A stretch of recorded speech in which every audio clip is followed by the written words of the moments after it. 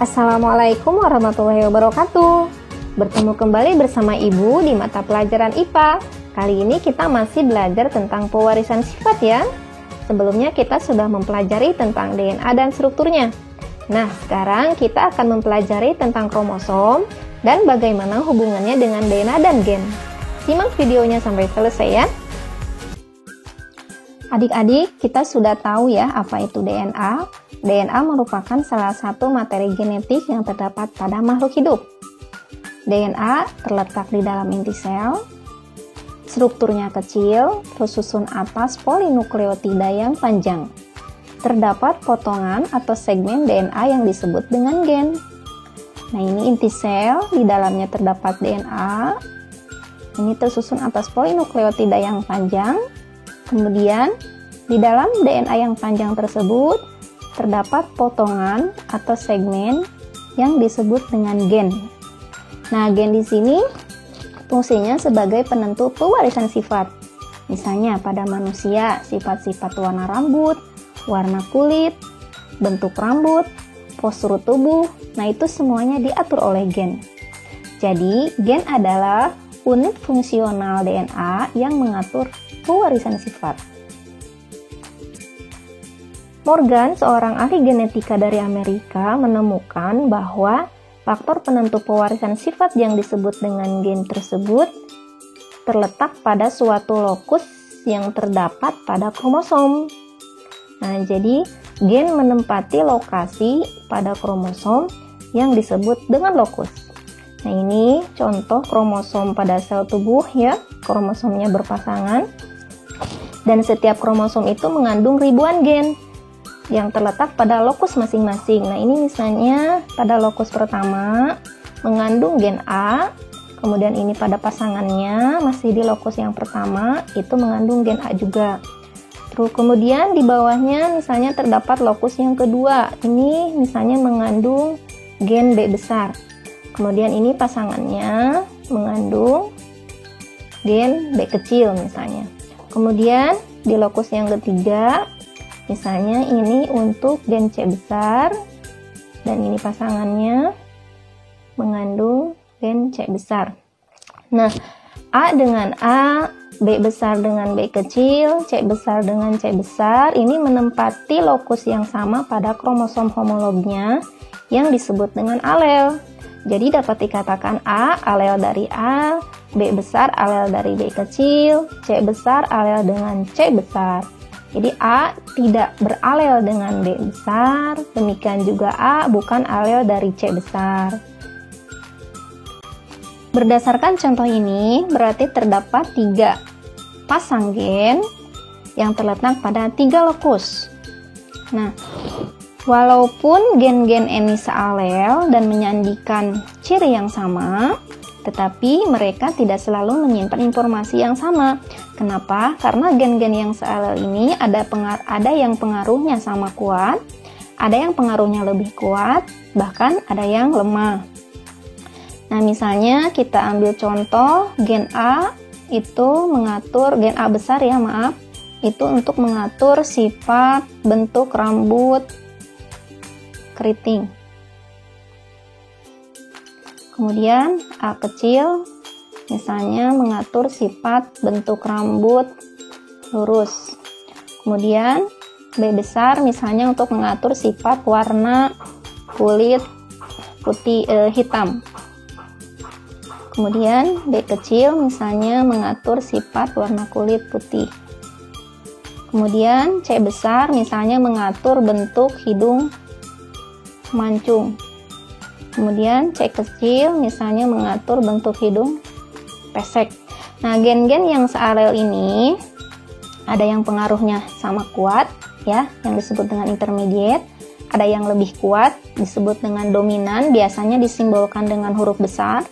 Kemudian ada juga yang sifatnya lemah yang biasanya disimbolkan dengan huruf kecil dan ini disebut dengan sifat resesif. Misalnya seseorang memiliki genotip A besar, berarti dia memiliki sifat fenotip rambutnya adalah keriting karena kedua-duanya adalah dominan. Namun jika seseorang memiliki genotip A besar A kecil, maka sifat A ini akan terkalahkan oleh A besar. A besar yaitu memiliki sifat keriting. Jadi seseorang yang memiliki genotip A besar A kecil, maka rambutnya akan keriting. Kemudian jika seseorang memiliki genotip A kecil, maka dia akan memiliki rambut lurus. Kemudian contoh yang lain misalnya genotip B besar B kecil, maka dia akan memiliki warna kulit adalah hitam. Karena sifat B kecil ini yang menunjukkan warna kulit putih terkalahkan oleh sifat yang memiliki warna kulit hitam, karena B besar ini bersifat dominan. Nah, tadi dikatakan bahwa gen itu terletak pada lokus yang terdapat pada kromosom. Apa itu kromosom? Kromosom berasal dari kata kroma yang artinya warna dan soma artinya badan. Jadi dapat diartikan secara sederhana bahwa kromosom adalah badan yang mampu menyerap warna. Maksudnya bahwa kromosom mulai dapat diamati ketika saat proses pembelahan. Karena ketika tidak saat proses pembelahan, kromosom tidak berbentuk badan, namun dalam bentuk benang-benang kromatin. Nah, ini terdapat benang-benang kromatin yang belum membentuk kromosom. Nah, ketika pada tahap awal proses pembelahan, mulai menebal dan membentuk kromosom. Dan ini dapat terlihat di bawah mikroskop dengan diberikannya zat warna, sehingga dapat dikatakan bahwa kromosom itu mampu menyerap zat warna. Lalu, bagaimana dengan struktur kromosom? Struktur kromosom terdiri dari bagian utama yaitu sentromer dan lengan. Nah, ini bagian lengan, ya, dan ini bagian sentromer. Tadi yang pertama adalah sentromer.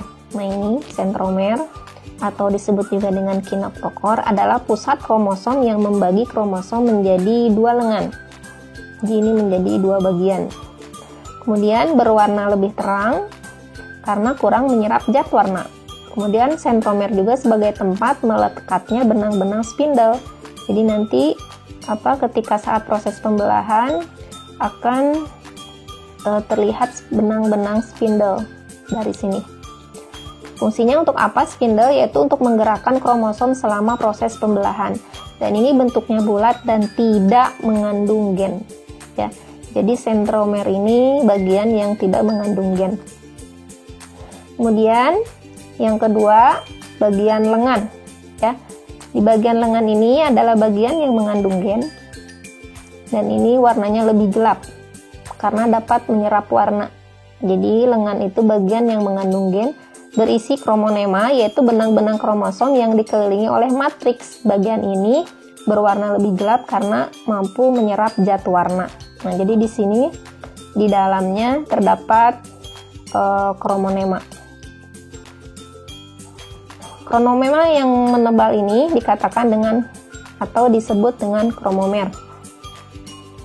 Ya.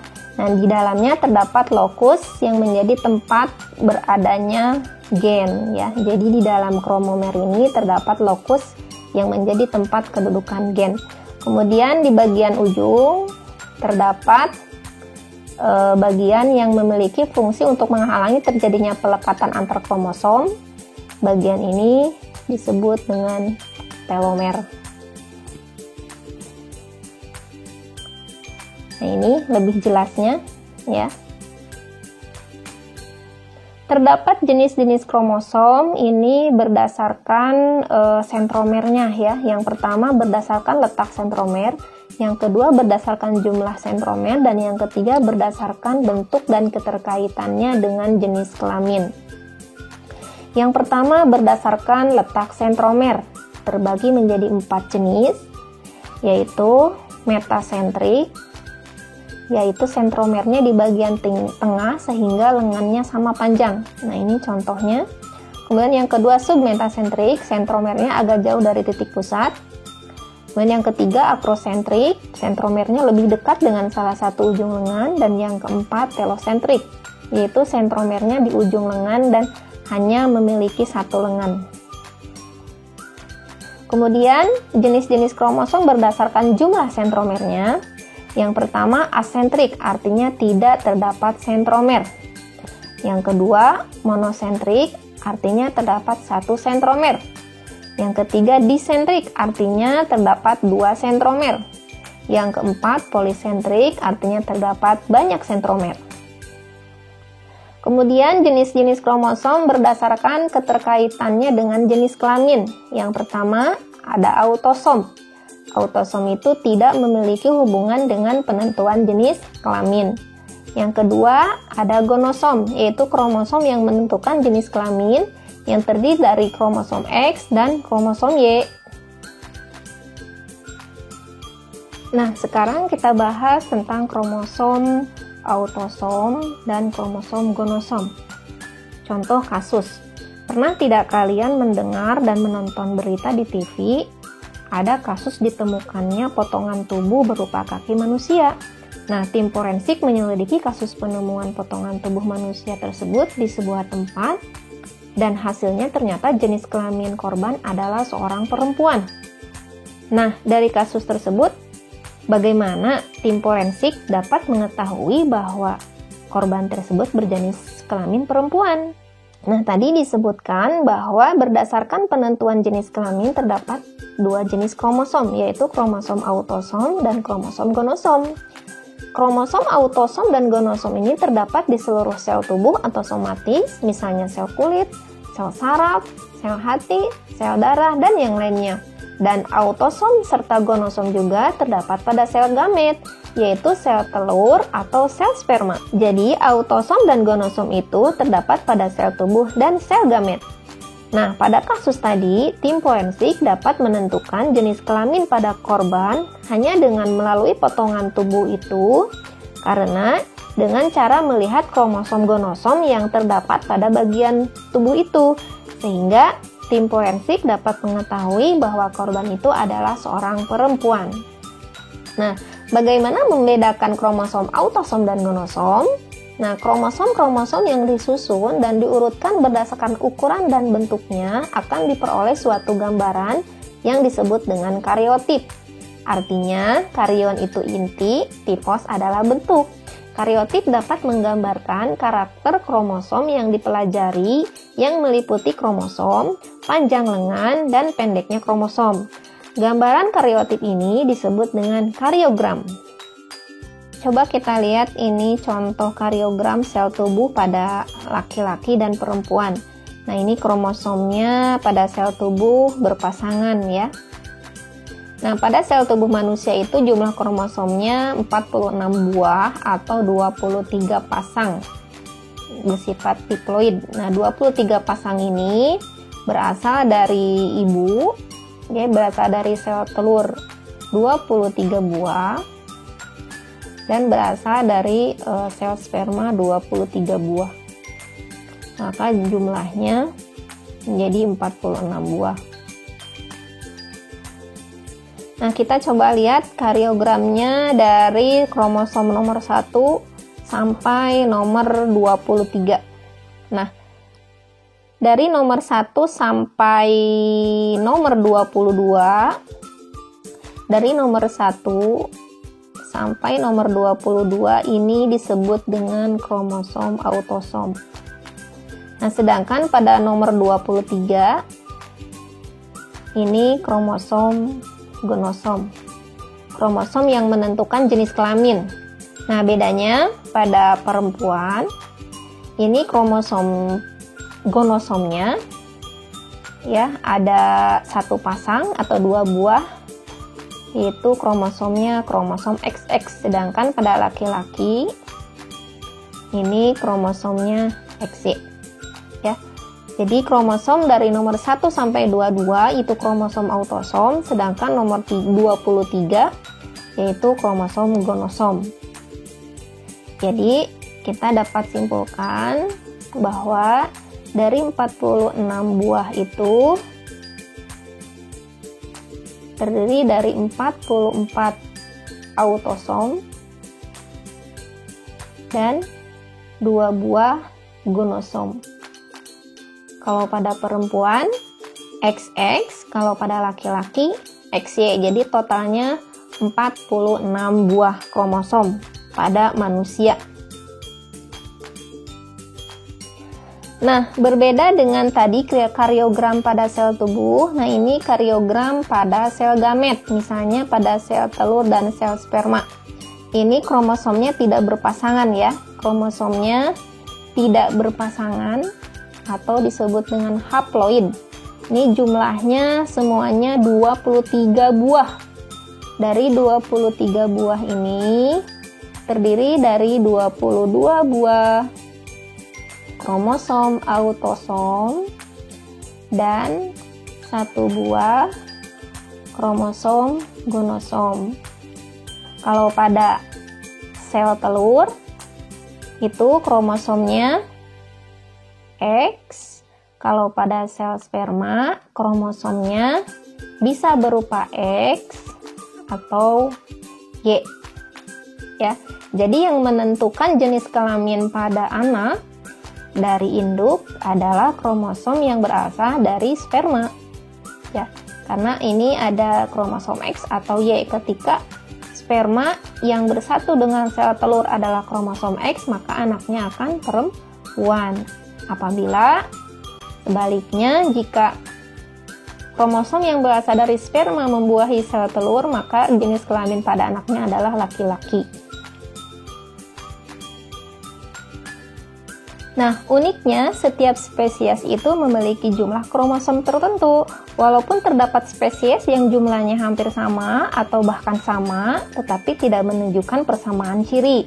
Misalnya di sini kuda dengan kera, ini jumlah kromosomnya sama tetapi ciri-cirinya sangat berbeda ya.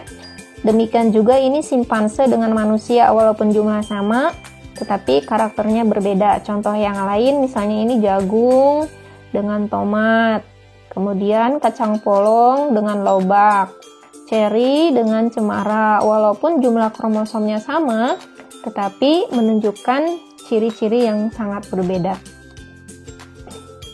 Nah, tadi sudah dijelaskan tentang kromosom, kemudian jenis-jenisnya. Nah, sekarang bagaimana hubungan kromosom, DNA, dan gen?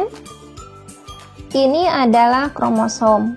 Jika diuraikan, maka dia akan terdiri dari benang-benang halus yang disebut dengan kromatin.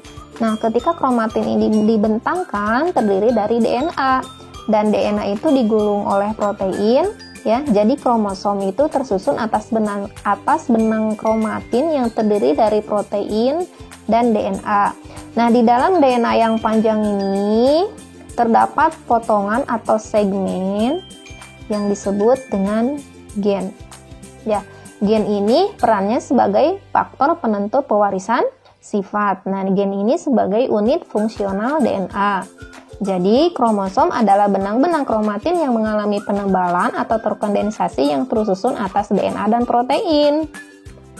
Dan di dalam DNA yang panjang tersebut, terdapat potongan atau segmen yang disebut dengan gen. Nah, berdasarkan semua penjelasan tadi, dapat diambil kesimpulan bahwa gen adalah unit fungsional DNA yang mengatur pewarisan sifat. Gen menempati lokasi pada kromosom yang disebut dengan lokus. Kromosom adalah benang-benang kromatin yang mengalami penebalan yang terus susun atas DNA dan protein. Kromosom terdiri dari sentromer dan lengan. Kromosom dibedakan berdasarkan posisi sentromer, jumlah sentromer, serta keterkaitan dengan penentuan jenis kelamin. Kromosom-kromosom yang disusun dan diurutkan berdasarkan ukuran dan bentuknya akan diperoleh kariotip. Gambaran kariotip disebut kariogram. Kromosom setiap spesies memiliki jumlah kromosom tertentu. Kromosom sel tubuh jumlahnya berpasangan, sedangkan kromosom gamet jumlahnya tidak berpasangan. Hubungan kromosom, DNA, dan gen adalah kromosom tersusun atas benang-benang kromatin yang terdiri dari protein dan DNA. Di dalam DNA yang panjang terdapat potongan yang disebut dengan gen. Nah, demikian penjelasan tentang kromosom serta bagaimana hubungannya dengan DNA dan gen. Semoga dapat dipahami. Sampai jumpa kembali. Assalamualaikum warahmatullahi wabarakatuh.